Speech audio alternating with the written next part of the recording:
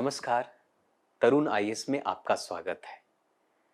मैं रोहित कुमार। आज हम बात करेंगे इस सप्ताह की सबसे प्रमुख समसामयिक घटना अफसफा के बारे में। AFSPA यानी कि arm force special power act, जिसे पूर्वोत्तर राज्यों में घटाया गया है। करीब 64 साल बाद केंद्र सरकार ने पूर्वोत्तर के असम, नागालैंड और मणिपुर राज्यों में अफसफा के क्षेत्र को घटा दिया है। हालांकि नरेंद्र मोदी के नेतृत्व वाली एनडीए सरकार पिछले कुछ समय से अफसफा को हटाने के संकेत दे रही थी। उन्होंने मणिपुर के विधानसभा चुनावों के दौरान भी इसे हटाने की बात कही थी। इससे पूरी तरह तो नहीं हटाया गया है, लेकिन इन 3 राज्यों में कई जिलों में इस एक्ट के हद को कम कर दिया गया है।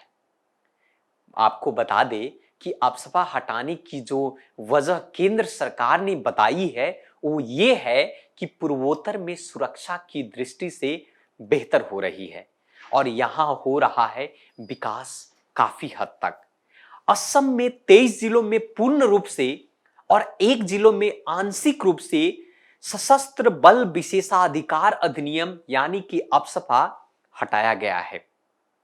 साथ ही नागालैंड के 7 जिलों में और 15 पुलिस थानों क्षेत्र में इसे खत्म किया गया है।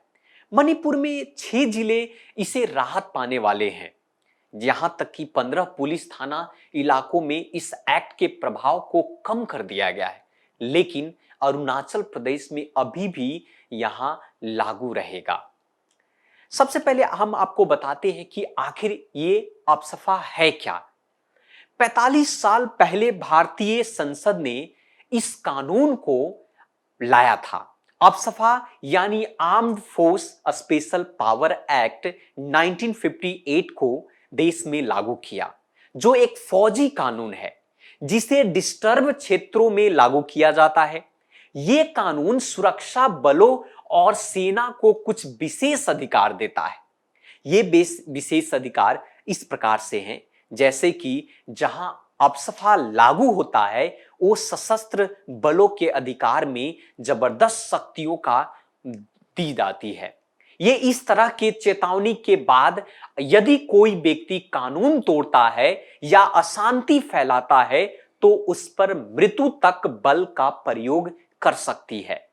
किसी आश्रय स्थल या ढांचे को तबाह किया जा सकता है जहां से हथियारबंद हमले का आदेश हो।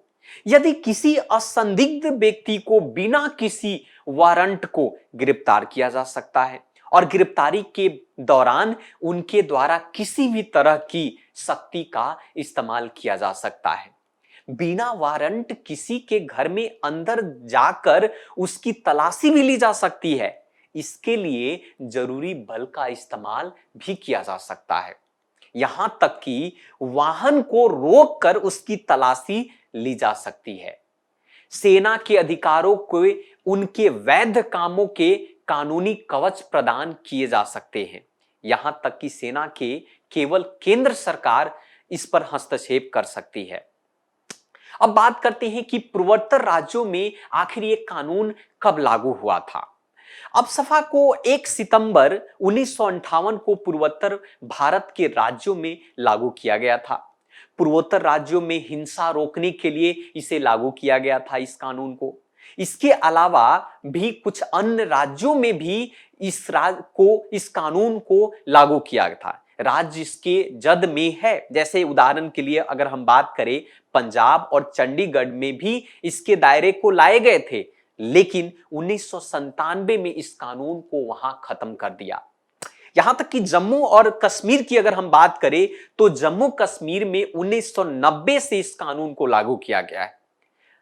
अफसफा के तहत आने वाले राज्य जो है, अगर हम इसके बात करें तो इन राज्यों में से हैं आपके असम के, इसके कुछ इलाकों में अफसफा को हटा दिया गया है। हालांकि यहां पर अभी भी कानून लागू है। नागालैंड के 6 जिले में अभी अफसफा को हटा दिया गया है। वहीं पर मणिपुर की अगर बात करें तो मणिपुर के अंदर में भी ये कानून लागू है, लेकिन इसके 6 जिले में अफसफा को हटा दिया गया है, लेकिन कुछ में अभी भी लागू है। लेकिन अगर हम बात करें अरुणाचल प्रदेश की, तो अरुणाचल प्रदेश में इसे काफी हद तक इसे हटा दिया गया है, लेकिन कुछ इलाकों में अभी भी लागू है। जम्मू कश्मीर की अगर बात किया जाए तो जम्मू कश्मीर में अभी भी है। अब बात करते हैं कि आखिर ये कैसे लागू होता है, किसी राज्य को कब ये डिस्टर्ब घोषित किया जाता है, इस पर भी हम थोड़ी चर्चा करते हैं। आखिर क्या कारण है? तो सबसे बड़ी इस कानून को लागू करने का कारण यह है कि धार्मिक, नस्लीय, भाषा, क्षेत्रीय समूह और जातियों और समुदायों के बीच अगर मतभेद या विवाद के कारण राज्य और केंद्र सरकार एक क्षेत्र को डिस्टर्ब घोषित कर सकती है। राज्य या केंद्र सरकार के पास किसी भी भारतीय क्षेत्र को डिस्टर्ब घोषित करने का अधिकार उनके पास है। अधिनियम की धारा 3 के तहत राज्य सरकार को राय लेने की आवश्यकता होती है। सरकार को राय लेने के साथ साथ सरकार इस पर सहमति भी जाहिर करती है। एक क्षेत्र डिस्टर्ब कब होता है या नहीं, इस पर भी अगर हम बात करें तो अगर ऐसा करने के लिए राज्यपाल या केंद्र सरकार के द्वारा इसे खारिज भी किया जा सकता है। अफसफा अधिनियम के धारा 3 के तहत राज्य या संघीय राज्य के राज्यपाल को बजट की आधिकारिक सूचना भी जारी करने के लिए यह अधिकार देती है, जिसके बाद उसे केंद्र के नागरिकों की सहायता करने के लिए सशस्त्र बलों को भेजने का अधिकार प्राप्त हो जाता है। इस विशेष न्यायालय अधिनियम 1976 के अनुसार एक बार डिस्टर्ब क्षेत्र घोषित होने के बाद कम से कम 3 महीने तक वहां पर स्पेशल फोर्स की तैनाती रहती है। पिछले कुछ वर्षों में अफसफा की काफी आलोचना भी हुई है। 31 मार्च 2012 को संयुक्त राष्ट्र ने भारत से कहा था कि लोकतंत्र में अफसफा का कोई स्थान नहीं है, इसलिए इसको रद्द कर देनी चाहिए। ह्यूमन राइट्स वॉच ने भी इसकी काफी आलोचना की है। बतौर उसने इसका दुरुपयोग हो रहा, इस पर भी सहमति जाहिर की है। यहां तक कि अफसफा पर मानवाधिकार संगठन ने अलगवादी और राजनीतिक दल पर सवाल उठाते रहते हैं। उन्होंने इस बात का तर्क देते हुए कहा कि इस कानून से मौलिक अधिकारों का हनन होता है। इस कानून के कुछ सेक्शन पर भी विवाद काफी है। तो ये था अफसफा। इसी प्रकार की बहुत सारी समसामयिक घटना के लिए इस चैनल के साथ जुड़े रहें और इसके बेल आइकन को प्रेस करें। आज के लिए इतना ही। सप्ताह के लिए धन्यवाद।